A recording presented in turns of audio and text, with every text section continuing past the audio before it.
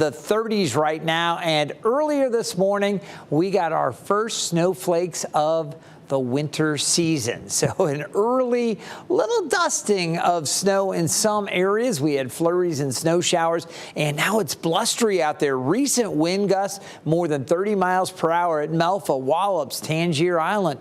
You can see a gust of 31 in Newport News. We've seen some stronger gusts down around Duck Pier, a recent gust of 37 and a 31 mile per hour gust at Oceana. So it is breezy and it is chilly. It's feeling like it's in the 20s to near 30. Bundle up as you're out and about today. Temperatures will warm into the mid to upper 40s. That's it. Temperatures are normally in the mid 60s this time of year. It is going to be a sunny but cold afternoon. The skies have cleared earlier this morning. The radar was showing some precipitation across the area, light showers and snow flurries, but all of that is out of the picture now. And what we're going to see across the region, a lot of sunshine. By noon, low 40s. That's it. Afternoon highs, mid to upper 40s, 46, maybe 47. Temperatures will cool this evening back into the 30s. And while we might see a few thin clouds passing through overnight, it's going to generally be clear early and again clear by sunrise. So through most of the overnight, clear skies. Now tomorrow, more sunshine, but it warms up. Winds are going to blow from the southwest, and that's going to push those temperatures up closer to 60 degrees. It'll be right there again Thursday and Friday and Saturday as well. Not today, though. Today, chilly and breezy, mostly sunny, 47. West winds 10 to 20, gusting to 25 miles per hour. Overnight lows tonight back into the low 30s to mid 30s. I think it'll be around 35, 36 right at the coast. Inland areas more like 30, 31, maybe a few spots in the upper 20s. The winds from the southwest will keep the atmosphere kind of mixed up a little bit, so that'll keep those temperatures from getting too cold inland, but it is going to be chilly. Tomorrow, 60, so breezy and warmer. Southwest winds 10 to 20, gusting to 30. There's a full 7-day forecast. You can see we had that weather impact alert for the freezing temps early this morning, but things look better for the rest of the week and warmer Sunday into Monday.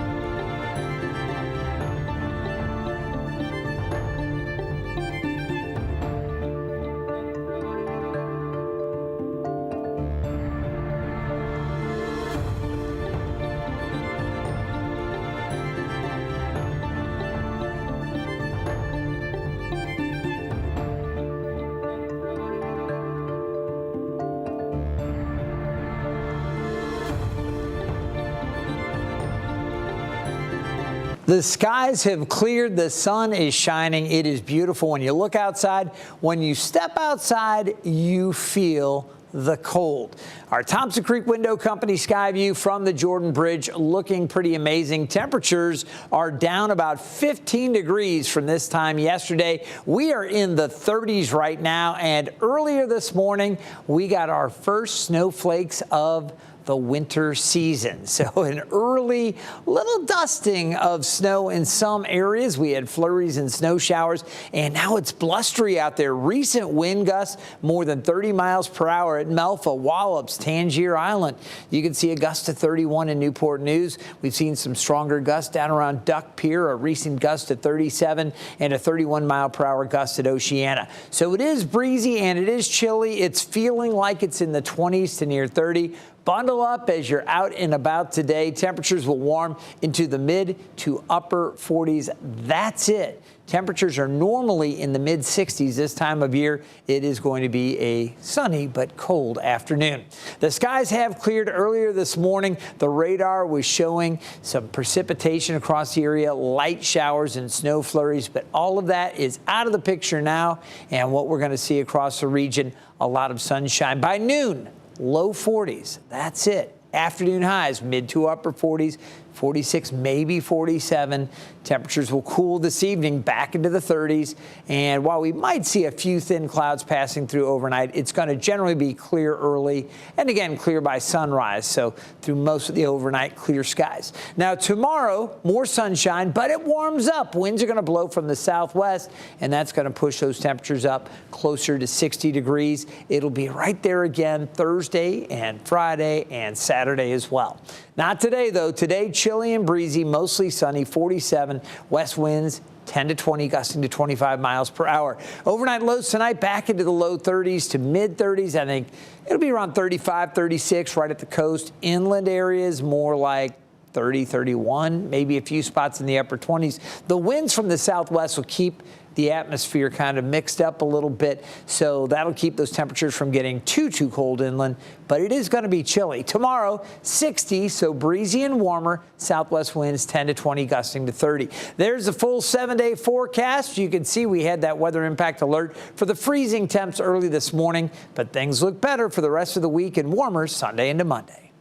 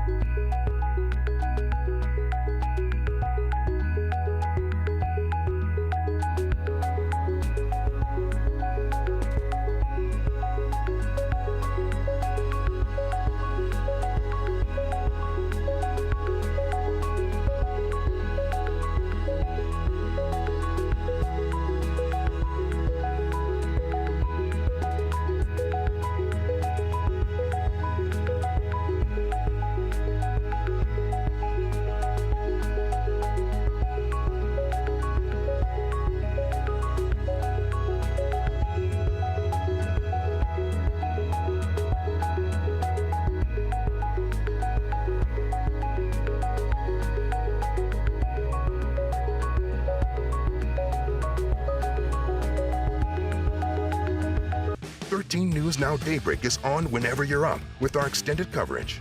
We hope you're having a good start to your day. Watch us from 4:30 to 7 every morning on 13 News Now. Then stream 2 extra hours from 7 to 9 on 13 News Now Plus. The latest headlines, weather impact alerts, real-time traffic. The news you need exactly when you need it. Make sure you head over now to 13 News Now Plus, where Daybreak continues. Stream 13 News Now Daybreak on 13 News Now Plus. News that impacts your life happens every day. At 13 News Now, we work hard to deliver the information you need to know.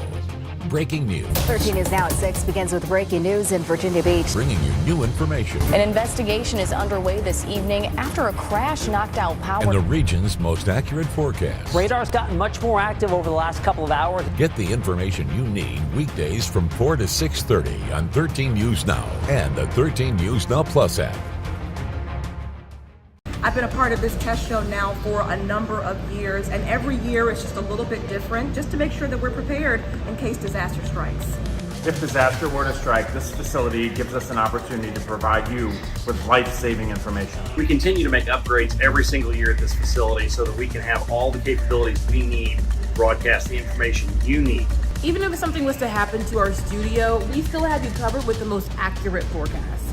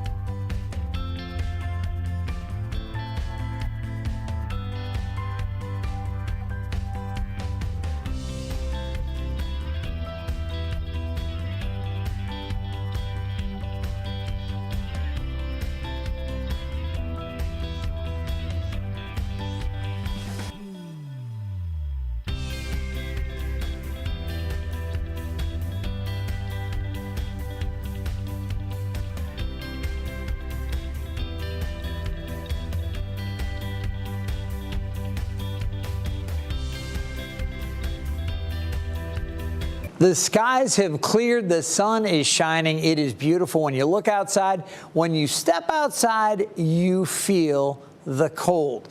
Our Thompson Creek Window Company sky view from the Jordan Bridge looking pretty amazing. Temperatures are down about 15 degrees from this time yesterday. We are in the 30s right now, and earlier this morning, we got our first snowflakes of the winter season. So an early little dusting of snow in some areas. We had flurries and snow showers, and now it's blustery out there. Recent wind gusts more than 30 miles per hour at Melfa, Wallops, Tangier Island.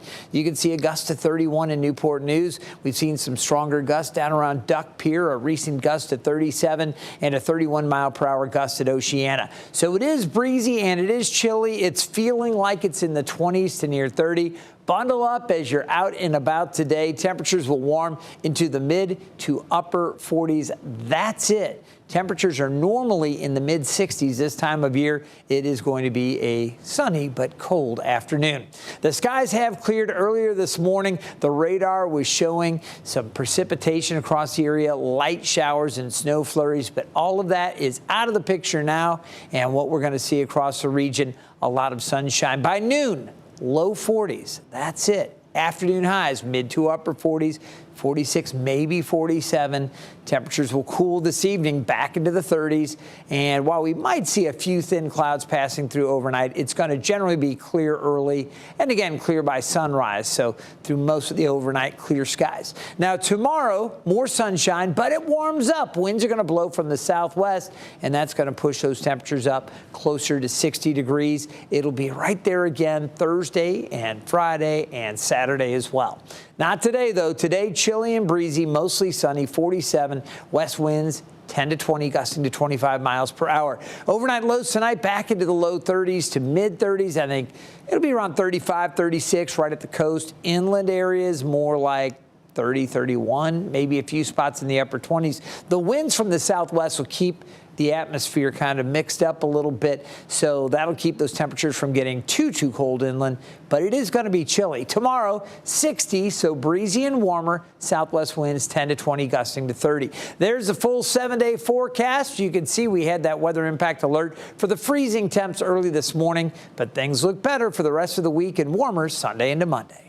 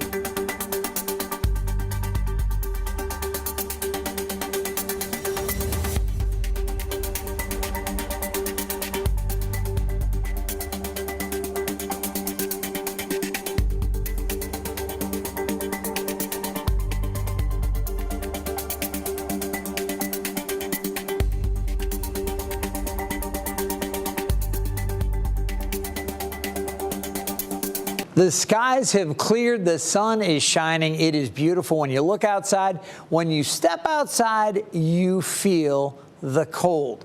Our Thompson Creek Window Company sky view from the Jordan Bridge looking pretty amazing. Temperatures are down about 15 degrees from this time yesterday. We are in the 30s right now, and earlier this morning, we got our first snowflakes of the winter season. So an early little dusting of snow in some areas. We had flurries and snow showers, and now it's blustery out there. Recent wind gusts more than 30 miles per hour at Melfa, Wallops, Tangier Island.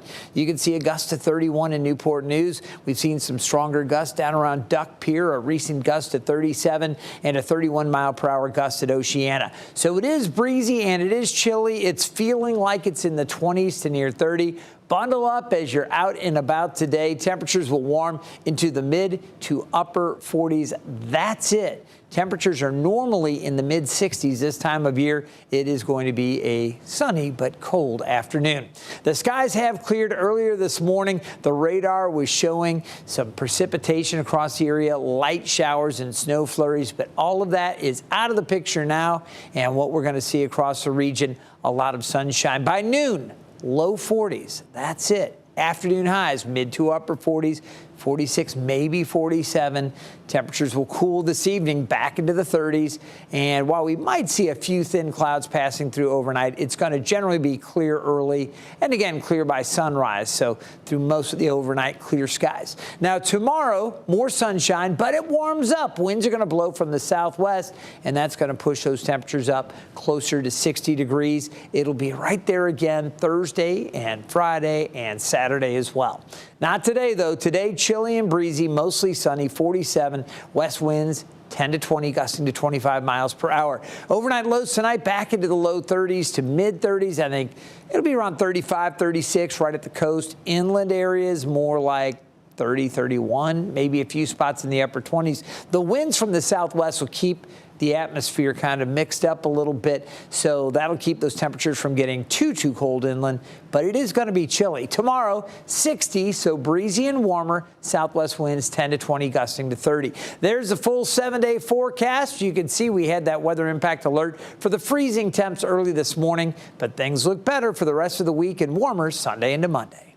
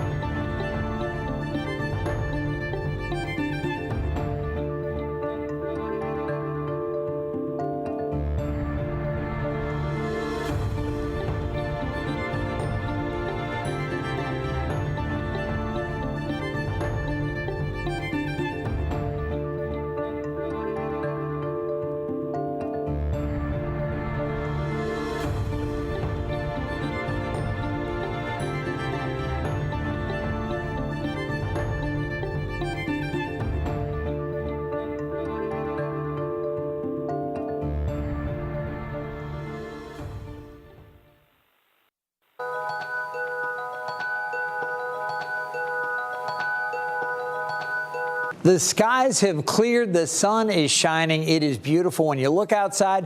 When you step outside, you feel the cold. Our Thompson Creek Window Company sky view from the Jordan Bridge looking pretty amazing. Temperatures are down about 15 degrees from this time yesterday. We are in the 30s right now, and earlier this morning we got our first snowflakes of the winter season. So an early little dusting of snow in some areas. We had flurries and snow showers, and now it's blustery out there. Recent wind gusts more than 30 miles per hour at Melfa, Wallops, Tangier Island. You can see a gust to 31 in Newport News. We've seen some stronger gusts down around Duck Pier, a recent gust to 37, and a 31 mile per hour gust at Oceana. So it is breezy and it is chilly. It's feeling like it's in the 20s to near 30. Bundle up as you're out and about today. Temperatures will warm into the mid to upper 40s. That's it. Temperatures are normally in the mid 60s this time of year. It is going to be a sunny but cold afternoon. The skies have cleared earlier this morning. The radar was showing some precipitation across the area, light showers and snow flurries, but all of that is out of the picture now. And what we're going to see across the region, a lot of sunshine. By noon, low 40s. That's it. Afternoon highs, mid to upper 40s, 46, maybe 47. Temperatures will cool this evening back into the 30s. And while we might see a few thin clouds passing through overnight, it's going to generally be clear early and again clear by sunrise. So through most of the overnight, clear skies. Now tomorrow, more sunshine, but it warms up. Winds are going to blow from the southwest, and that's going to push those temperatures up closer to 60 degrees. It'll be right there again Thursday and Friday and Saturday as well.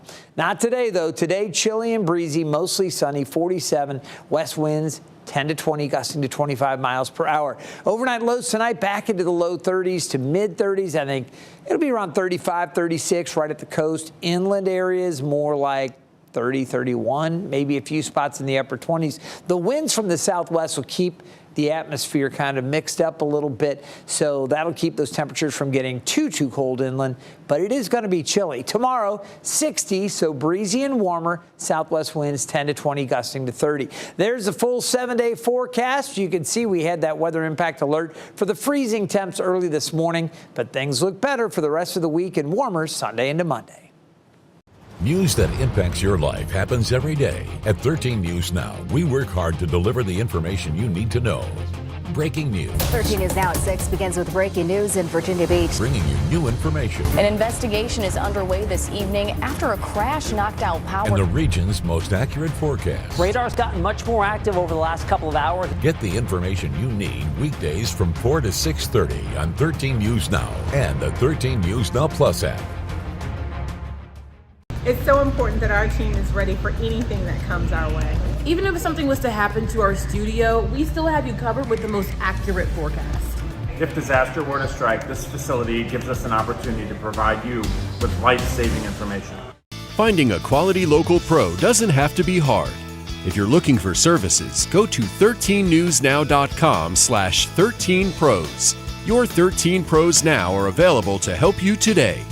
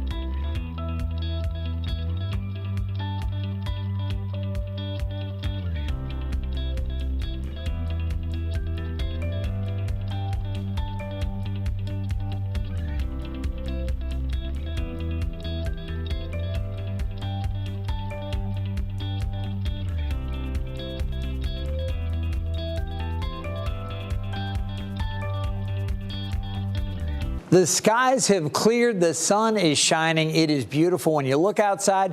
When you step outside, you feel the cold. Our Thompson Creek Window Company sky view from the Jordan Bridge looking pretty amazing. Temperatures are down about 15 degrees from this time yesterday. We are in the 30s right now, and earlier this morning we got our first snowflakes of the winter season. So an early little dusting of snow in some areas. We had flurries and snow showers, and now it's blustery out there. Recent wind gusts more than 30 miles per hour at Melfa, Wallops, Tangier Island. You can see a gust of 31 in Newport News. We've seen some stronger gusts down around Duck Pier, a recent gust of 37, and a 31 mile per hour gust at Oceana. So it is breezy and it is chilly. It's feeling like it's in the 20s to near 30. Bundle up as you're out and about today. Temperatures will warm into the mid to upper 40s. That's it. Temperatures are normally in the mid 60s this time of year. It is going to be a sunny but cold afternoon. The skies have cleared earlier this morning. The radar was showing some precipitation across the area, light showers and snow flurries, but all of that is out of the picture now. And what we're going to see across the region, a lot of sunshine. By noon, low 40s. That's it. Afternoon highs, mid to upper 40s, 46, maybe 47. Temperatures will cool this evening back into the 30s. And while we might see a few thin clouds passing through overnight, it's going to generally be clear early and again clear by sunrise. So through most of the overnight, clear skies. Now tomorrow, more sunshine, but it warms up. Winds are going to blow from the southwest, and that's going to push those temperatures up closer to 60 degrees. It'll be right there again Thursday and Friday and Saturday as well.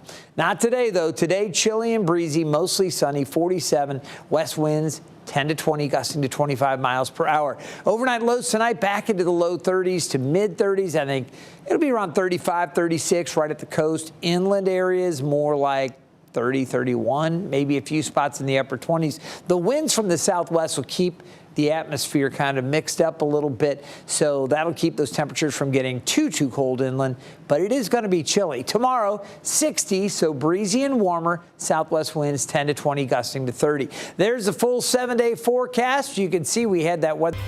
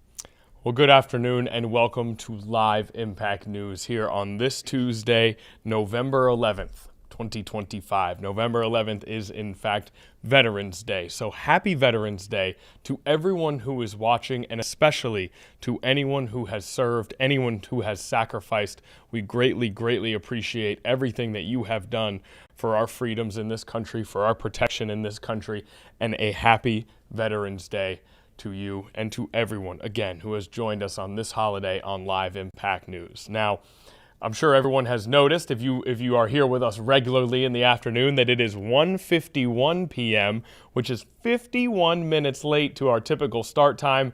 That is a new record for myself and the People's producer, Nia Campbell. Nia, how are you feeling? Usually we're so punctual, 51 minutes late today, but how are you on this Veterans Day? I'm feeling good. I feel like, things happen for a reason. Mm-hmm. We're back. We're okay. Here. Love it. Love the positivity, as always, from Nia Campbell, and we did, in fact, have some technical difficulties going into this show. We had some software issues, but we have a wonderful team of engineers here who were able to come in and get it fixed in time for us to still get to an hour and 8 minutes of live streaming. So let's jump into it. First thing that we have going on today, as we already said, it is Veterans Day. You see a parade in Arizona happening at the top of your screen all across the country, celebrating the men and women who have served in our armed forces, who have sacrificed so much. So that is the top story today, Veterans Day today. Now at the bottom of your screen, you see the United States Capitol building. It's officially day 42 of the government shutdown. Now, we've been reporting quite a bit on how the Senate passed a funding bill through. They approved that funding bill for a vote after 8 members of the Democratic side came over to the Republican side and approved the funding bill for a vote to reopen the government despite not getting the health care protections they had been asking for the duration of this shutdown. The Senate then voted that bill through as expected, and it's being reported that we can expect a House of Representatives vote on that bill by tomorrow. Once the House passes that funding compromise through, then the government will be reopened. So as of right now, the framework is in place. The expectations are high for a government reopening, but it has not specifically, technically happened yet. So 2 major things that we are monitoring right now when it comes to national news. And speaking of national news, speaking of the federal government, President Trump spoke earlier today at a Veterans Day celebration event in Arlington at the National Cemetery. And so we are now going to go to that pre-recording. We're going to listen in on the President of the United States addressing the crowd on this Veterans Day. Whose ranks have formed the mighty wall of flesh and blood, bravery and devotion that has defended our freedom for 250 years. Today, to every veteran, we love our veterans, we say the words too often left unsaid. Thank you for your service. Thank you very much.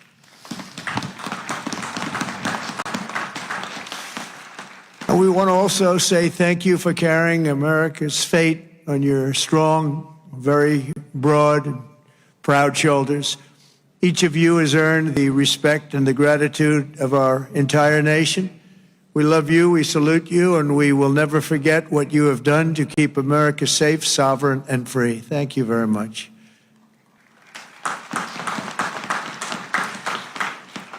And we're also honored to be joined by a great man. He will go down as a great man someday, Speaker Mike Johnson. Speaker. Wherever you may be, Speaker. We love you, Speaker. There he is, right there. Good. Got a good location. He always gets a good location. And congratulations to you and to John and to everybody on a very big victory. We're opening up our country. Should have never been closed. Should have never been closed. I want to thank Secretary Doug Collins, who's outstanding, just done a fantastic job for the veterans. We have a 92% approval rating. We took that up from 38% from a certain previous administration that we won't mention. Also, Secretary of War, we like the sound of that better than the other. Secretary Pete Hegseth. Pete, thank you very much. Thank you, Pete. Great job. Our great Attorney General, Pam Bondi. Pam, thank you very much. Thank you. Secretary Doug Burgum. Doug, thank you. Thank you very much for being here, Doug. The #1 energy person anywhere in the world, acknowledged. I was amazed that he took the job, and he did it without hesitation. What he gave up, what Doug gave up, what all of them gave up, nobody would ever know. But Secretary Chris Wright, #1 anywhere in the world, acknowledged. And drill, baby, drill, Chris, right? Drill, baby, drill. The energy prices are way down, and they're going further. Secretary Linda McMahon, Education, moving education back to the states, Linda, right? Getting it back to the states where it belongs. Secretary Lori Chavez DeReamer, thank you, Laurie, very much. Director Russ Vogt, Director, thank you. What a good job he's doing. Cutting, but fairly cutting. Director Tulsi Gabbard, thank you, Director. Ambassador Jameson Greer, what a job he's done. We've taken in trillions of dollars in tariffs, and we want to keep it that way.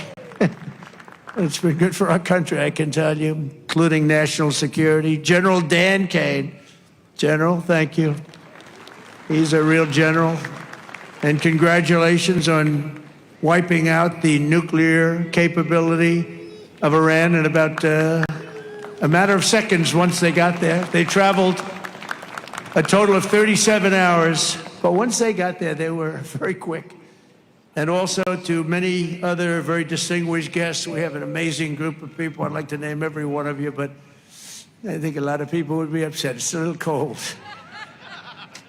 The pages of American history are filled with the tales of titans, icons, innovators, and trailblazers who built this country into the greatest, most ambitious, and most prosperous nation the world has ever seen. And we brought it to new levels. I'll tell you, we were going in that direction for a period of time, but we've never been hotter than we are right now. This is the hottest country anywhere in the world. Yet every captain of industry, every pioneer of science, and every star whose brilliance has lit up the lights of Broadway all share one thing in common. They only had the chance to soar because the veterans had the courage to serve. They took care of those people. They took care of all the stars. The stars that you read about wouldn't be here without our veterans. Everything we have, everything our country has achieved has been purchased by the muscle, spine, and steel of the United States military. We owe it all to the fierce and noble men and women of the Army, the Navy, the Air Force, Space Force, Coast Guard, and the United States Marines. Here's a guy. Our service members, our own words, are the greatest possible tribute to their immortal valor. Shortly before the Battle of Bull Run, Major Sullivan Ballou of Rhode Island became a big name, didn't he? Wrote to his dear wife, Sarah. He said, "I know how great a debt we owe to those who went before us," he said. "And I'm willing, perfectly willing, darling, to lay down all my joys of this life to help maintain this government and to pay that debt." Just 1 week later, Major Ballou did just that. He gave his life to save our country. On the night before he jumped into the dark skies over Normandy on D-Day, Colonel Bull Wolverton knelt with his men in prayer. "Dear God," he said, "we ask only this, that if we die, we must die, and we as men would die without complaining, without pleading, and safe in the feeling that we have done our best for what we believed was right. We must do what is right." Colonel Wolverton, too, died for us so bravely in battle. Today, we remember with overwhelming gratitude the more than 1 million American service members who have made the supreme sacrifice and laid down their lives for the good old USA. Generation after generation, America's warriors have left behind the comforts of home and family to face violence, evil, and death so that our families could know joy, goodness, and peace. We honor them so strongly. Our heroes have lived through unthinkable nightmares so we could live the American dream, and the American dream is coming back again, stronger than ever before, and you'll see that as the next few years evolve. They have volunteered to give their last breaths to all of us so that we could breathe free. And today we know without any doubt in our hearts that after 2.5 centuries, America stands tall because America's veterans stood so strong. And soon our country will be stronger than ever before. The American veteran has forged a legacy of gallantry and daring without parallel in human history. In September 2009, Army Captain William Swenson was driving through the Afghan mountains when his convoy was ambushed by over 60 Taliban insurgents. He and his comrades were pinned down for hours without artillery or air support. A fellow soldier was shot in the chest, and Captain Swenson crossed an open field to aid his brother in arms. People said, "Don't do it, Captain, don't do it." He did it.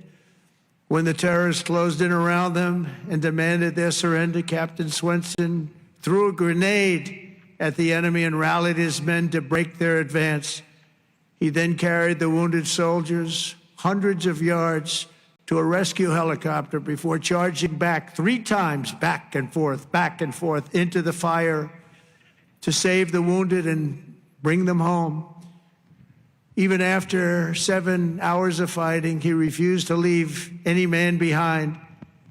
Retired Lieutenant Colonel William Swenson is here with us in Arlington. And for his actions that day, he proudly wears the Congressional Medal of Honor. Colonel Swenson, thank you very much. Thank you very much, please. Thank you. Thank you very much.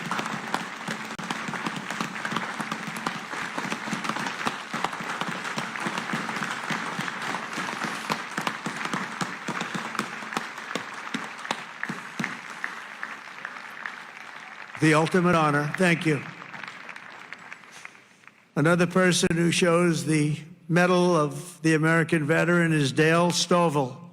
As an Air Force helicopter pilot in Vietnam, Captain Stovall was assigned to rescue a downed American deep in hostile territory. Despite the extreme peril, Captain Stovall took off in his HH-53C helicopter and soon came under intense fire, forcing him to turn back. But the captain refused to abandon his mission. The next day, he willingly plunged back into the danger while taking fire from all directions. He didn't have a chance, he felt, but he said, "I got to do it." He rescued the downed American pilot who had been stranded on the ground for 23 days and brought him back home alive, completing the deepest rescue behind enemy lines in the entire Vietnam War. For this and 11 other harrowing rescues, he was a brave guy. Dale received the famous Air Force Cross and the Distinguished Flying Cross and 2 Silver Stars, making him the 4th most combat decorated Air Force Academy grad of all time. He retired as a brigadier general after 31 years of service. General Stovall, you are a legend. Please, thank you. General Stovall. Thank you very much. Thank you. You look good, General. You look, I wish I looked that good. You look good. Thank you very much, General. America's warriors never quit, never surrender. They fight, fight, fight, and they win, win, win. That's what we do. We win battles. As you know, today is not only Veterans Day, but it's my proclamation that we are now going to be saying and calling Victory Day for World War I. Victory Day. You know, I was recently at an event, and I saw France was celebrating Victory Day, but we didn't. And I saw France was celebrating another Victory Day for World War II. And other countries were celebrating. They were all celebrating. We're the one that won the wars. And I said, from now on, we're going to say Victory Day for World War I and World War II.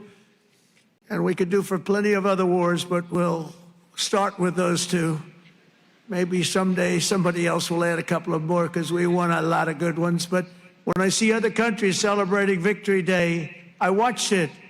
I watched UK, I watched Russia. They were celebrating Victory Day, World War II. And I said, we got to have a Victory Day. Nobody even talked about it in our country.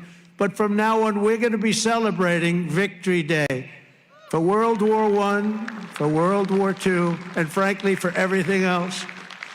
Under the Trump administration, we're restoring the pride and the winning spirit of the United States military. That's why we have officially renamed the Department of Defense back to the original name, Department of War. And remember, we won World War I, we won World War II, we won everything in between, we won everything that came before, and then we brilliantly decided to change the name of this great thing that we all created together. And we became politically correct. We don't like being politically correct. So we're not going to be politically correct anymore. From now on, when we fight a war, we only fight for one reason, to win. We fight to win. But under my leadership, we're also fighting for the great veterans who have always been there for us, and especially when we needed them and needed them most. In 9 months, the Trump administration has cut the backlog of VA benefit claims in half. That's a big achievement, and Doug is going to get it down to zero. During the Biden administration, the backlog exploded like we had never seen before, and I'm going to eliminate 100% of that backlog. We're moving at that pace, and already we've processed more than 3 million backlog claims, the most of any year in the history of the VA. We've added more than 1 million extra service hours across the VA centers, and we've opened 20 new facilities in 13 states, something that people said just not possible to do.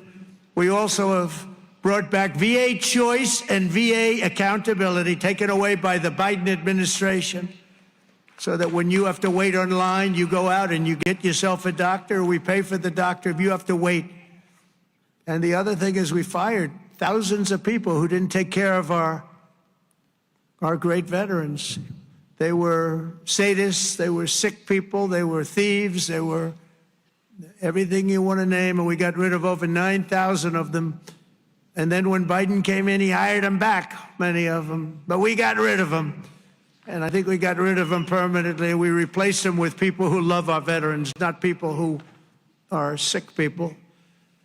We're also confronting the challenge of veterans' homelessness. And earlier this year, I signed an order establishing the National Center for Warrior Independence to house up to 6,000 veterans in need. And we will not stop until we have ended the tragedy of homeless veterans once and for all. I'd see in New York where people that came into our country illegally, would be put up in hotels, and veterans would be sitting on the sidewalk outside of that hotel where these other people are put in. And many of the people that came in were put in from prisons. They were murderers. They were drug dealers. They were people that we didn't want in our country. They were staying in hotels, luxury hotels, and our veterans were sitting on the sidewalks, watching them go in. I said, that's never going to happen under this administration. I also signed the VA Home Loan Program Reform Act, because no veteran should be kicked out of their home for what they call a late payment. It's not happening. And I'm pleased to report that since January, the veterans' unemployment rate has fallen by more than 26%. That's amazing. Work hard on that. And I also want to give a very special thanks to all of the veteran service organizations that work so hard. They're all represented here today, but they work so hard on behalf of our great veterans. And one of the heroes who reminds us of why we fight for those who served in uniform is Army Major and West Point grad Jonathan Turnbull. In 2019, Jonathan was conducting an operation in Syria when a suicide bomber approached and detonated his vest, leaving Jonathan gravely wounded, so badly wounded they thought he had no chance. The injuries were so severe the doctors gave him, everybody, they just looked, they all cried. They knew him, they loved him, and they were just crying. They said, no chance. He was resuscitated 3 separate times and he underwent 22 surgeries, but he refused to give up. He wanted to live. He loved this country. He loved his family. He wanted to live. He was going through hell. I visited Jonathan at Walter Reed in 2020, remembered so well, and today I'm delighted to say that Jonathan is not only alive, he is here with us, back on his feet, and living a great life alongside his beautiful wife, Samantha, and their 3 incredible children. Jonathan, Samantha, please, God bless you. God bless you. Thank you. Where are you? There he is. There he is. Beautiful. Thank you very much. Thank you. You're a tough guy. You're a tough one. Nobody could have gone through what you went through. He's doing good, isn't he, huh, Samantha? Thank you very much, both. And in conclusion, from the very beginning of our country, our great American flag has always been shielded and protected by a special cast of citizens who has stepped forward to safeguard liberty's cause. When danger came, when duty called, when Almighty God asked, who had the will and the strength to defend the land of the free, each and every American veteran stood up and said, here I am, send me, here I am. They've come from every corner of this nation, from the cornfields of Iowa to the hills and valleys of California, from the steel towns of Pennsylvania to the vast plains of Texas, from the banks of the mighty Mississippi to the 5 boroughs of New York City. With selfless commitment and unyielding conviction, they made themselves America's ramparts and became the shield between our homeland and those who would do us harm. With everything they had, they did one thing above all else. They put America first. On the decks of destroyers, beneath the thunder of cannon fire, in the cockpits of our beautiful B-2 bombers. Aren't they beautiful now? We respect them so much. What a job they did. That in an instant completely obliterated Iran's nuclear capability, of which we have just ordered, I have to say, many more of the updated versions of that incredible piece of art. They defended the American Republic, dispensed American justice, crushed the enemies of freedom, and vanquished the forces of wickedness and evil. That's what we've been doing. Because of what every veteran has done today, the flame of liberty shines bright. The people of our nation sleep safe.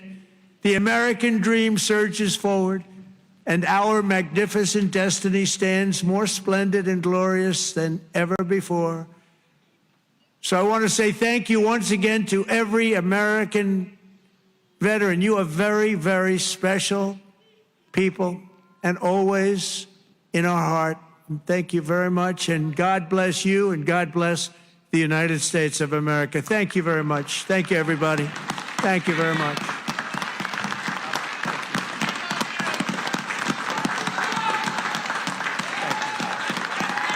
Thank you very much.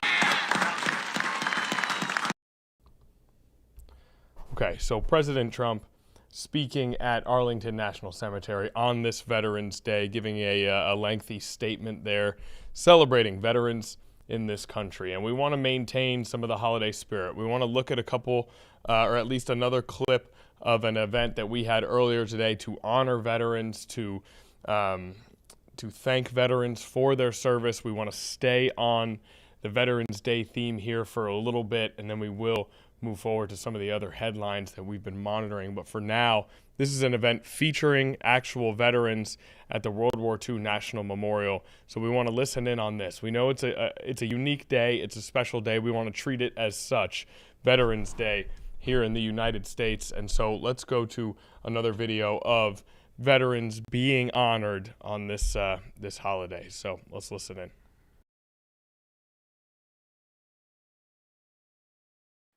To our World War II veterans, thank you for your courage, your sacrifice, and your enduring love of America.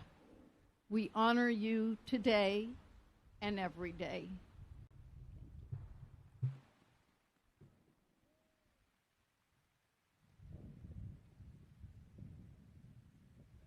Thank you, Jane. Next, we welcome Mr. Alex Kershaw, best-selling author of a dozen books, including The Bedford Boys, The Longest Winter, and The Liberator. Alex serves as resident historian for Friends of the National World War II Memorial, sharing stories and lessons of the greatest generation with students and communities across the nation. Good morning, especially to our huddled masses over here by the memorial. Thanks for turning out. Today we observe Veterans Day, honoring the 16 million Americans who served in World War II, along with veterans from all wars.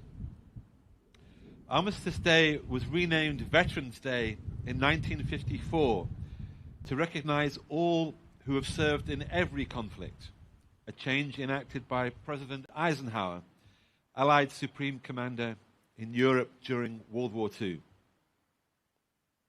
Of the 16 million who served, 3/4 did so far from these shores. Today, it is estimated that fewer than 50,000 of these World War II veterans remain with us. Within a decade, that number will be less than 1,000. We are deeply grateful to the World War II veterans with us here today. Thank you so much. 80 years after the most impactful war ever fought came to an end. We thank them and veterans of all wars for serving this great nation, for protecting us and our freedoms. At this sacred spot today, we pledge to always remember, honor, and celebrate those who served a cause greater than themselves. We owe the men and women who won World War II everything.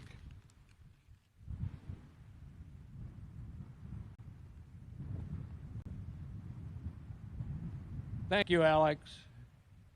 It is now my great honor to introduce our World War II veterans. Witold Brick, 102 years young. As a young Polish resistance fighter, Vic fought bravely in the Warsaw Uprising against occupying German forces.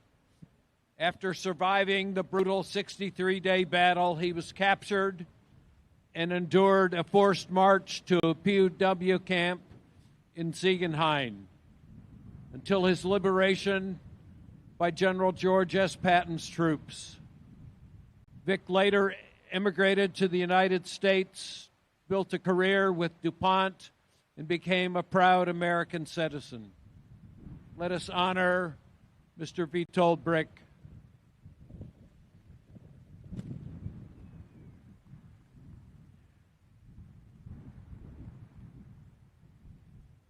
Colonel Frank Cohn, 100 years young. Born in Germany in 1925, Frank escaped Nazi persecution at age 13 and later served his adopted country in the United States Army, fighting in the Battle of the Bulge, the Rhineland and Central Europe campaigns, meeting Russian forces at the Elbe River. His distinguished 35-year military career spanned World War II, Korea, and Vietnam. Let us honor Colonel Frank Cohn.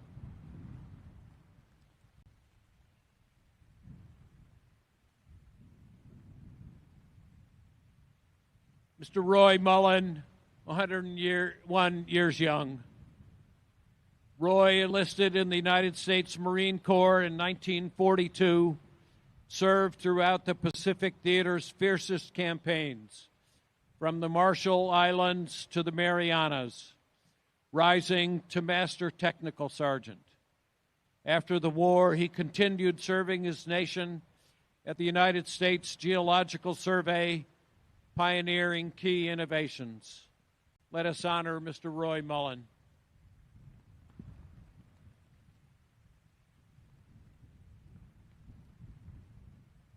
One more round of applause for all our World War II veterans.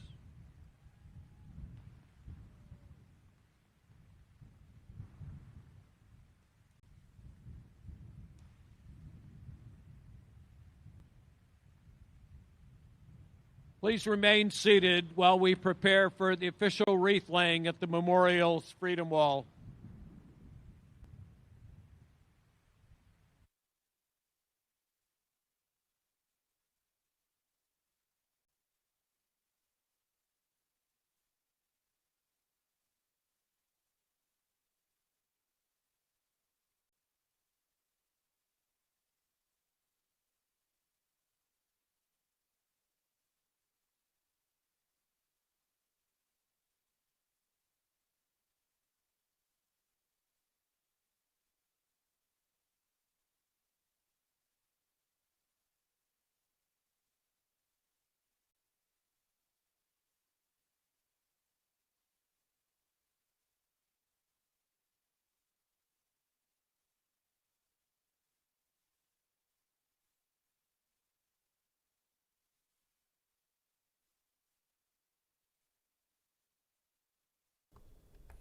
All right, back in here in the Live Impact News studio, as you got to witness a 102-year-old veteran, a 101-year-old veteran, and multiple other veterans being honored there in that moment. And then, of course, the wreath laying to come, which we can't exactly see. It doesn't look like we're going to have a great angle of it. So we'll come back here into the Live Impact News studio. Those wreath layings and a number of the celebrations that we've seen throughout the day today seem to be a tradition that goes along with Veterans Day, at least by our observation. So it has been really cool to watch all of the celebrations, to see all of the different veterans being honored and taking this day to, people who aren't veterans taking this day to reflect on the service that has given them so much, given them so many freedoms, given them so much protection. And so it's something that we wanted to honor here on Live Impact News. So we thought it was important to spend some time with those pre-recorded ceremonies that we had from earlier today. So a happy Veterans Day once again to anyone who is watching. And of course, thank you for your service to anyone who has served. Now, we want to come back in, zoom back in local here. We want to talk about an event that happened yesterday in Virginia Beach, at the Virginia Beach School Board to be exact. The Virginia Beach School Board voted on the future of a program that gives middle school students the chance to learn both English and Spanish.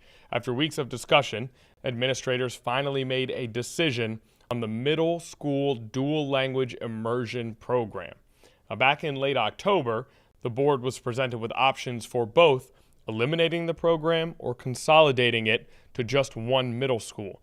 Now, we can tell you that there was a 9-1 vote on Monday in favor of keeping the program, shrinking it down to just one school, but keeping the program nonetheless.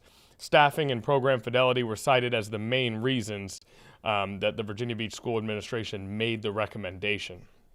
But a 9-1 vote in favor of keeping the program overall. And yesterday at the school board, before that vote, they had an open forum where citizens could go up and would have 3 minutes to express their thoughts on the issue at hand. And something interesting happened yesterday. A number of children present to speak on this issue.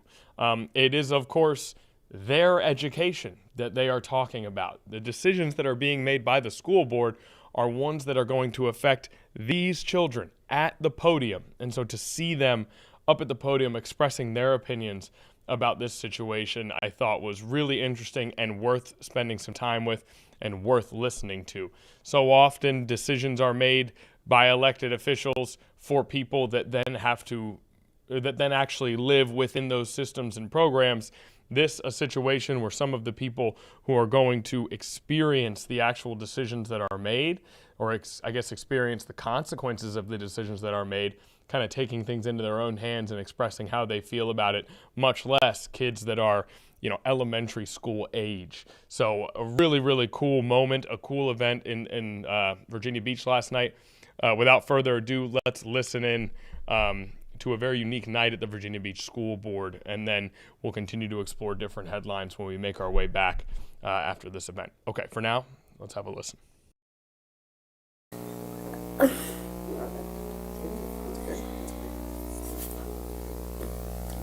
Vote for option 1. Okay. So amigos. That's it.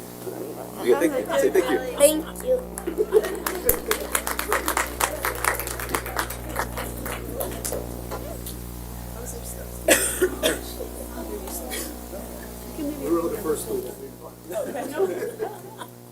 And that microphone will lower a little bit if it helps.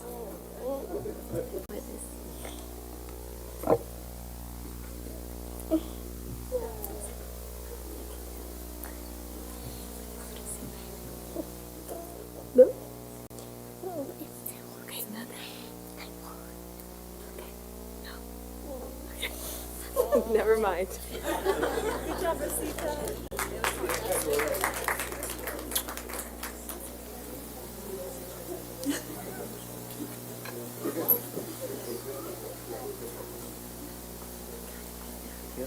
Thanks, Daddy.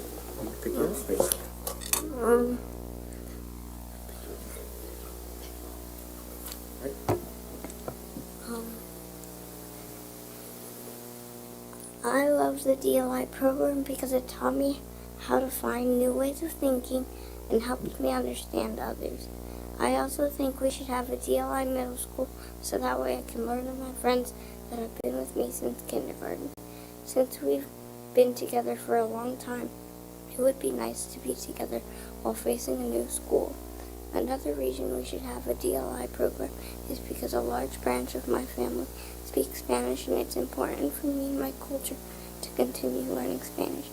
There are kids in my class who speak Spanish and help the English speakers learn Spanish, while the English speakers help them learn English.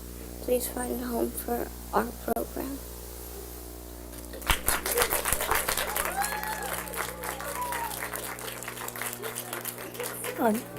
Our next speaker is Ella Einhorn, Sophia Shuck, and then Emma Nagel.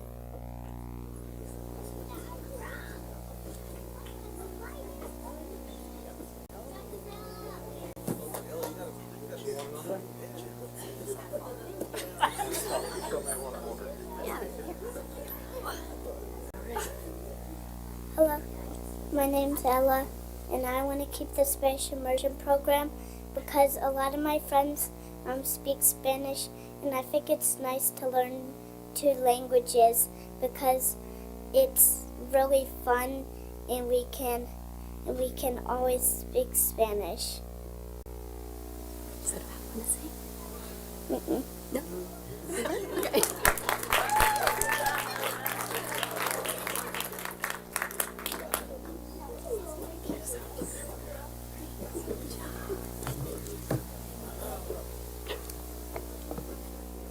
Hello, I'm Sophia, and I go to school at W.T. Cook Elementary in 3rd grade in the DLI program. And I think we should have the DLI program because we learn a new language and we meet really cool people. And we get to know their cultures. So please keep the DLI program.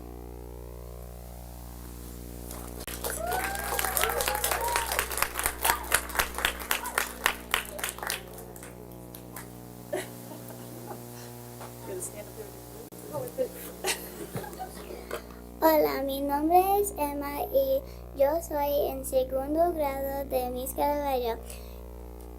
Y yo estaba haciendo el DLI para 3 años y yo intenta español muy rápido. If you didn't understand me, then you should go on to DLI so you can do that too.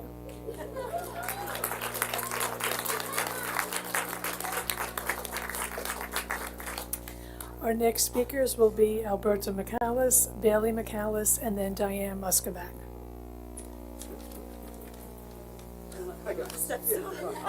We were saying you're short. I know. Look, way taller. Yeah, good evening. Today's vote is an important one, which is why I decided to leave my sweater behind and dress up for you today. Now, on a serious note, I'm here tonight asking you to please vote in favor of the new recommendation and to remember what you told us when you were seeking our votes. That you would listen to parents, value our voices, and include us in decisions that affect our children. When I was 8 years old, I moved from El Salvador to Long Island, New York. I started 3rd grade, not knowing a word of English. From day one, I was bullied for sounding funny, for looking different, and for not adapting fast enough. I sat by myself on the bus and ate alone for weeks. Having no friends as a child is hard, it's confusing, it's lonely, and it's emotionally sickening. Trying to master English, a language full of silent letters, strange sounds, and words that mean more than one thing, was already hard enough, but I still had to learn math, science, geography, and everything else. It was overwhelming, it was isolating, and it was scary. The only time I felt like I belonged was during my ESL class, that 1 hour a day when I could finally understand and be understood. That's why this program means so much to me. The Spanish-speaking children are in our two DLI classrooms at Cook and Bayside are living a very different experience than I did. They're not limited to 1 hour of belonging. They are understood, supported, and celebrated all day long. They don't have to choose between learning and being themselves. And this isn't just about the Spanish-speaking students. The English-speaking children in these same classrooms are gaining just as much. Examples provided previously. Research shows that students in dual language programs outperform their peers academically over time, develop stronger focus and problem-solving skills, and grow into adults who are more open-minded and adaptable. In these classrooms, English speakers aren't just learning another language, they're learning another way to understand people. This vote doesn't affect me personally. I already speak 2 languages, and that skill has benefited me my entire adult life. It also won't affect anyone in this administration who is most likely going to retire in the next decade or 2. But it will affect the 5, 6, 7, and 8-year-olds sitting in our classrooms right now. For them, this decision will echo for the rest of their lives. So please consider, who will you rather stand by, the children or the adults? So as you prepare to vote today, I ask that you remember the values printed on every Virginia City Public School email signature. Put students first, seek growth, be open to change, do great work together, value differences. Option 1 is the only choice that honors those values and the choice that honors your promise to families like mine. Thank you. Our next speaker is Bailey McAllis, Diane Muscovak, and then Erica Beard. Good evening. My name is Bailey McAllis, and I'm the parent of children in the DLI program at Cook Elementary. When we enrolled, the program was clearly explained to us, its goals, structure, and benefits. I learned about it through the website, handouts, school staff, and the interview process. The research supporting DLI through the American Council on the Teaching of Foreign Languages is well documented and accessible to all parents. I truly appreciate that this board recognizes the important role parents play in our schools. Our passion for this program comes from understanding it deeply and trusting the vision behind it. But over the past month, the process and discussions surrounding the future of the DLI program have been confusing for parents. Many of us have felt left out and uncertain about what's happening. As a result, we've begun to lose confidence in the transparency and decision-making process guiding something so meaningful to our children. The DLI program's mission is clear: to provide students with rigorous academics in a bilingual, multicultural, and empowering environment, from kindergarten through 8th grade. My hope tonight is that you will vote to continue the program through 8th grade for all students, even if that means consolidating to one middle school. Looking forward, I ask that you consider forming an ad hoc committee where DLI parents can work with the administration and our board to problem solve together. We have ideas, from creative fundraising to teacher recruitment strategies, and we want to be a part of the solution.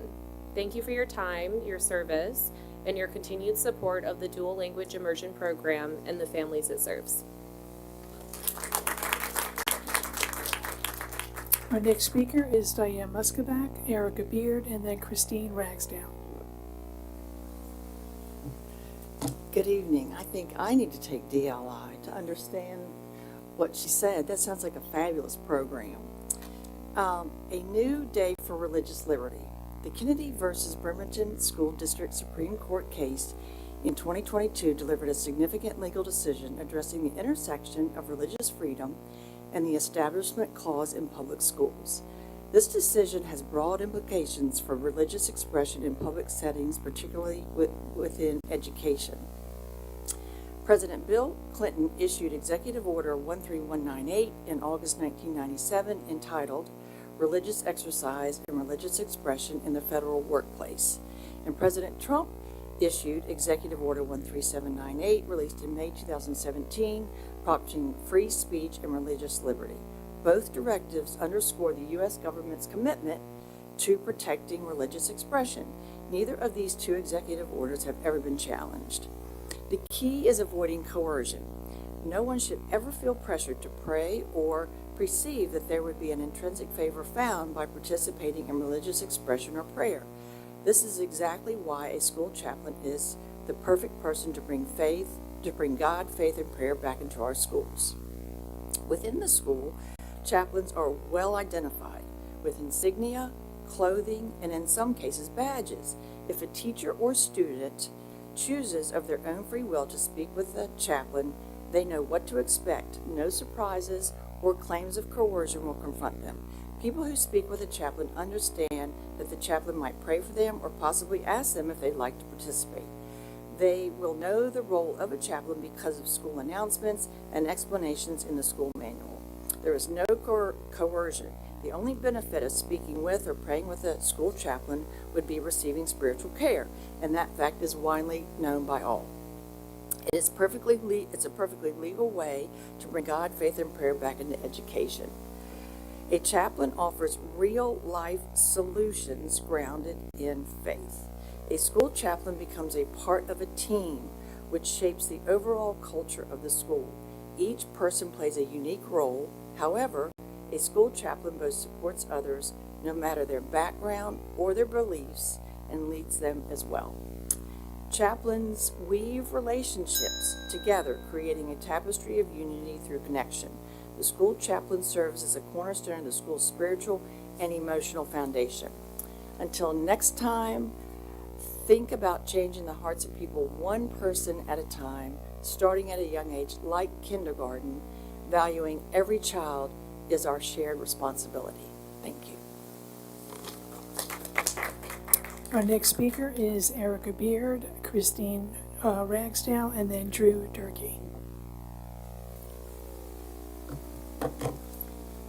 Good evening, Chairperson, members of the school board, and superintendent.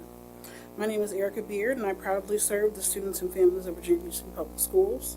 I'm here tonight not just for myself, but for every bus driver up before sunrise, every cafeteria worker serving meals with a smile, every custodian keeping our schools safe and clean, every aide guiding our children, every counselor, nurse, teacher, and staff member who gives their heart to this division every single day. I'm here because we deserve a voice, and that voice comes through collective bargaining. Collective bargaining isn't about conflict, it's about connection. It's about bringing the people who make our schools work to the same table with those who make the decisions. It's about fairness, dignity, and respect for the work that keeps our schools thriving. Right now, too many of us are stretched thin. We're doing more with less, filling in gaps, and making personal sacrifices to meet the needs of our students because we care. Staffing crisis, care alone doesn't replace the voices that have been ignored for far too long. Collective bargaining says we see you, we hear you, and your experience matters. It creates space for solutions with employees, not to employees. It lets those on the front lines help shape policies that make our schools stronger. When workers have a say, morale goes up, turnover goes down, and students benefit. That's the kind of partnership that builds a legacy of excellence, not just for today, but for generations of students to come. It's time for Virginia Beach City Public Schools to join the other divisions across the Commonwealth that already give their employees a voice at the table. We shouldn't be the last to act when fairness and collaboration are what our staff and students deserve. When we lift up the people who serve our schools, we lift up the entire community. So tonight, as you review the legislative agenda, I'm asking you to support collective bargaining for the bus drivers who keep our students safe, for the teachers shaping futures, for the custodians, cafeteria staff, nurses, aides, and every person who makes the division what it is. Okay, so there you were able to listen in on the Virginia Beach School Board. Now, we initially listened in because we thought the public comment on the dual language program that the school board ultimately voted to keep was one of the more unique ones that we've seen in a forum like that, with multiple kids coming up to the podium and joining in on the discussion. Now, we also were able to hear from multiple other people. We heard a note on religious expression in schools, and then just before we came back into the Live Impact studio, collective bargaining for school employees brought up by one of the speakers there. So an interesting end to the meeting. Multiple topics touched on that we weren't necessarily expecting, but we also got to hear in the beginning from a number of kids looking to have some influence in their own education going forward as the school board makes that decision on the dual language program, approving it 9-1. It will exist, but consolidated to one school. Okay, on this Veterans Day, we move on to another story that is related to the holiday. The Virginia Department of Motor Vehicles, the DMV, will be setting aside a parking space for Purple Heart recipients at 16 different locations. An announcement from the Virginia Secretary of Transportation, W. Shepard Miller III, this morning,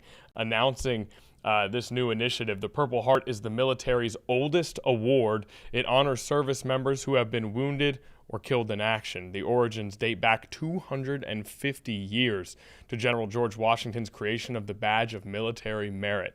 So, since the dawn of this country, since the Revolutionary War, an award that at least is the origins to the Purple Heart has been around, an extremely prestigious award, and now parking spots at DMVs instilled for Purple Heart recipients.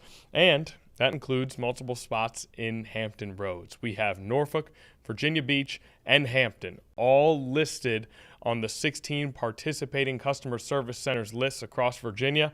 So if you have been awarded with this distinction and you're going to a DMV at any of those cities in Hampton Roads, you may have the opportunity to take advantage of this program. Let's listen in this morning as that announcement was made elsewhere in Virginia, well-timed with Veterans Day being today. 2, 3. Yay!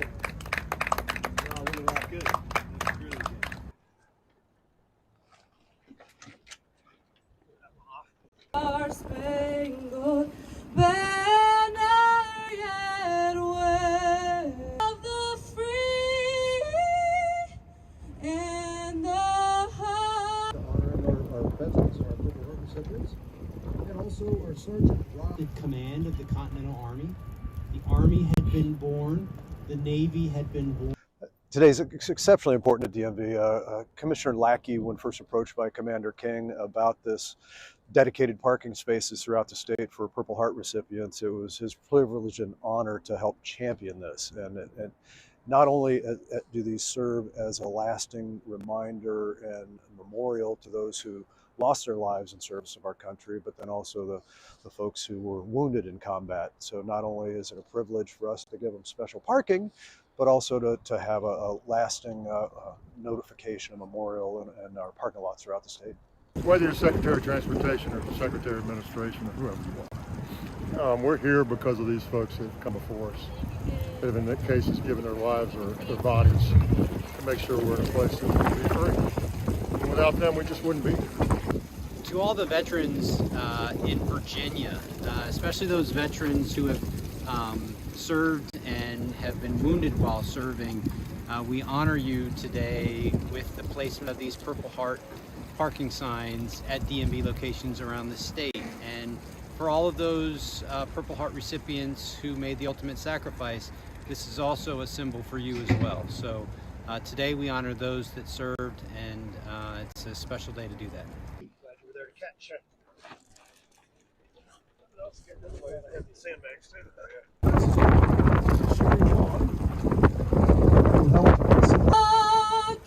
It's a red color, the bombs.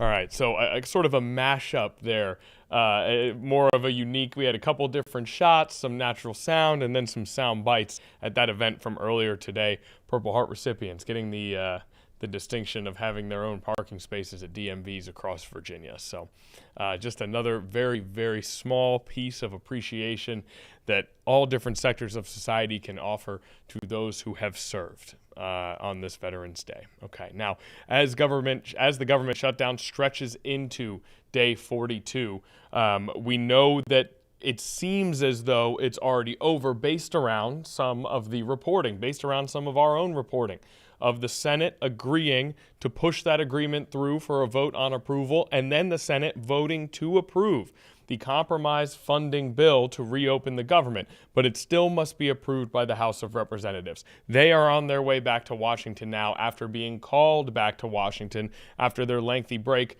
during the government shutdown. Once they get there, a vote can happen. Once that vote happens, every expectation is that that funding bill will go through and the government will reopen. But for now, that government remains closed. They cannot reopen it until that vote happens. So the framework is in place, but the execution remains to happen. So it means our aviation system here in the United States continues to suffer. More than 1,200 flights canceled by the FAA by dawn today, according to reporting from ABC. It is a difficult time to be trying to fly. It's a difficult time. If we look at FlightAware.com, 13,401 total delays today.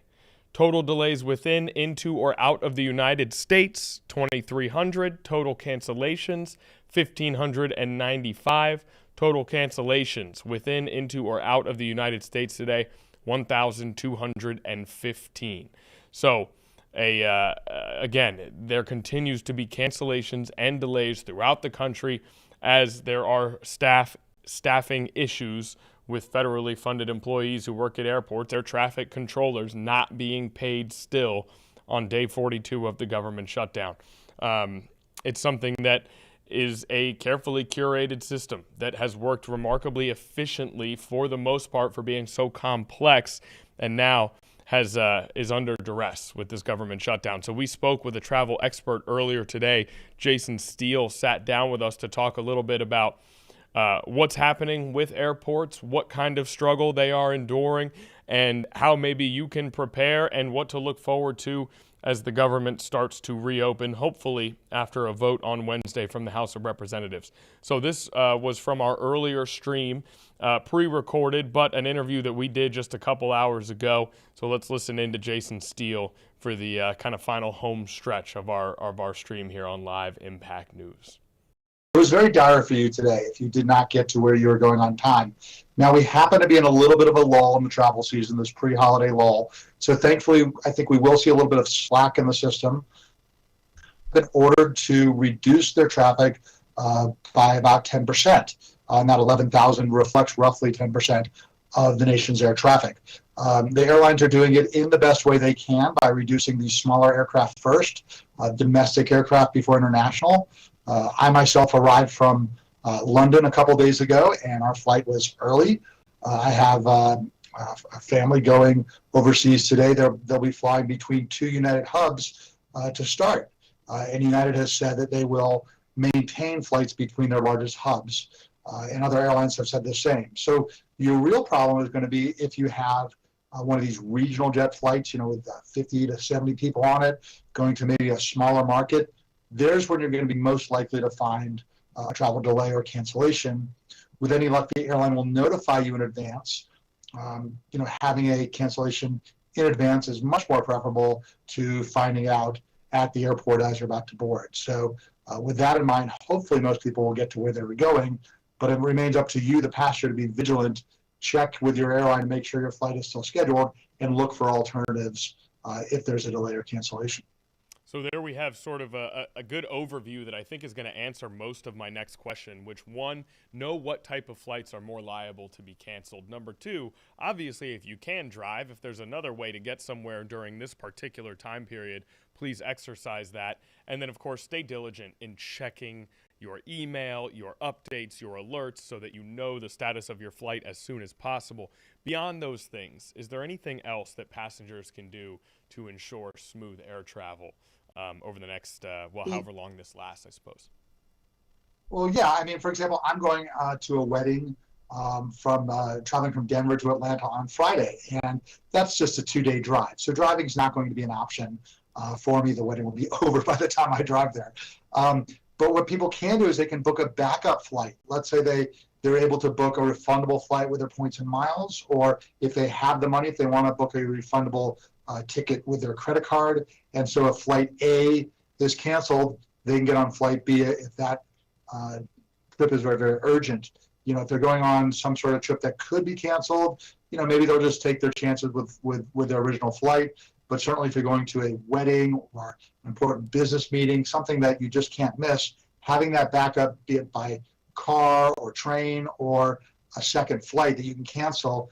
I've even heard airline CEOs recommending that, which is kind of unusual. But this is something we might do in other areas with a rental car or a hotel. If we absolutely have to have that reservation, having that plan B. As a pilot, I'm always looking for a plan B should my equipment fail. As a traveler, I try to use that same philosophy. Yeah, and when we talk about Plan Bs, I know that there's a lot of people. I had a friend who was flying this weekend, and he experienced significant delays to where he had to stay overnight at the site of his layover.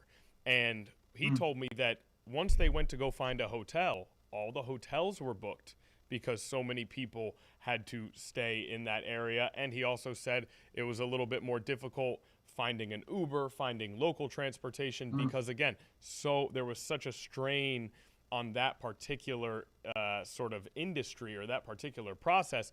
Is this something that you think will bleed into other sectors of society, and how will those things be affected by this? Yeah, when you have a travel meltdown, obviously it creates tremendous stress on the system. People often spend the night in the airport, which is something I'm not up for doing. But and here I'll put on my hat as a credit card expert. Many of your high-end rewards credit cards will come with a trip delay insurance. So should you be in the situation where your flight's canceled, the airline might say, there's nothing we can do. That was air traffic control. But the credit card issuer doesn't care. Your trip has been delayed. You can go out and seek that new hotel reservation, even if it's a little bit far from the airport. Maybe it's downtown. You can get meals. You can get taxis or Ubers compensated. So having that protection, it might be a little bit late now, but if you did use that credit card, look up that benefit before you need it. This has happened to me before, and sometimes the airline is willing to provide accommodations. They just might be out of accommodations. They might be accommodations that you don't want to stay in, or there just could be a 2 or 3 hour line of hundreds of people waiting for someone to manually fill out a voucher. So to avoid all of that, sometimes it's best to rely on that premium travel rewards credit card. Yeah, and then to a further point that maybe I think people would potentially have this question. When you hear that there is a lack of employees, and obviously I know a lot of that is air traffic control, but just in general, people see the chaos that may be taking place at airports right now. They hear about a lack of employees, a lack of staffing. I think I would imagine some people may wonder, is it safe to fly? Even if my flight is not canceled or delayed, is it just as safe as it would be any other time to go and get on an airplane, to your knowledge? Yeah, I mean, I have the utmost confidence in the safety of the American air traffic control system. As someone who is a passenger on aircraft, but also a pilot who communicates with air traffic control, we happen to enjoy a remarkably safe system. You know, there was, of course, a tragic accident earlier this year, but that was the first major accident we've had, I think, in 10 or 15 years previously, which is levels of safety that we could have only dreamed of 30 or 40 years ago when, sadly, there were accidents multiple times a year. So the reduction of capacity was done for safety. I think capacity would be reduced further if controllers said that safety was being impacted.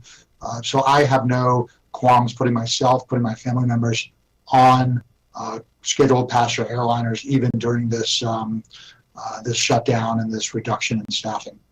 And as you said, for decades, it has been a remarkably safe system. Now, I know that in my social circle, at least, I'll speak just from a place of my own perspective. I know that well before this government shutdown, there were frustrating moments with airlines. And part of that is just the system. It's something that is highly complex that is being pulled off here on a day-to-day basis, with thousands of flights carrying millions of people all around the country. And so understandably, there are going to be issues no matter what time of year it is or what year it is or whether the government is open or not. But I know from experience that delays and cancellations can cause frustration. And it's something that I have seen friends of mine experience, that I've experienced myself. And then you have a situation like this where, again, through no fault of the aviation systems, they are under a sort of pressure that is causing more delays and cancellations. And you know that in that event, now you're maybe waiting in a long line at a desk for customer service. And that customer service person is now has extra workload on their desk. And so it takes a little longer to get the email notification that you need for a voucher. And then it trickles on down the line. Is this something that you could see leading to long-term effects in terms of people's feeling towards the aviation system? Not to put the blame on the system itself, but is that something that you worry about in your line of work? You know, frustration with the airlines has been around as long as the airlines. Right. And we're always frustrated with maybe a perceived lack of customer service, myself included. One of the ironies here with this situation is, with the reduction of staffing at the air traffic control level and the reduction of flights, there's not a consummate or a commensurate reduction in the staffing at the airlines. So ironically, now that maybe they're dealing with 90% of their usual flights, they might still have 100% of the staff. Now, that's not going to be comforting to the 10% of people who maybe their flights have been canceled and are looking for customer service. But in general, I think we'll find more open gates. Okay, so some insight there from a travel expert, Jason Steele, as the FAA deals with a really, really difficult situation as delays and cancellations continue to grow in the midst of this government shutdown at airports all across the country. So something that we'll continue to monitor, and hopefully something that gets better once this shutdown ends, once the government reopens. And that will just about do it for us here. Nia Campbell, the People's Producer, do you have any last words? All things considered, it was a pretty good stream. It is. We hit smooth. Some real technical difficulties. It was a little bit slow, but we made it through. We hope that we brought some good value to your day here, and we hope that we were able to add some perspective on Veterans Day, of course. So we will end it like that. A happy Veterans Day to everyone watching, and thank you for joining us on Live Impact News.